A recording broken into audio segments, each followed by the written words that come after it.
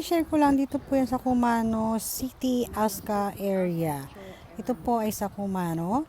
Pwede po kayong mag-relax at mag-chill refresh dito guys.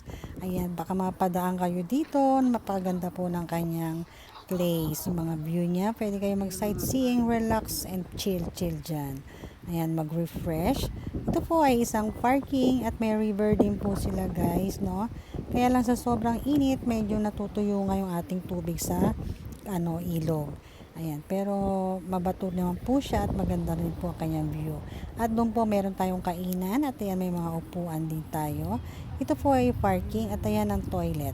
Pwede kayo diyang mag-toilet, mag-relax o magpahinga muna yung sasakyan nyo at mag-picture. Magandang view kasi niya guys. May mountain din siya at may bridge.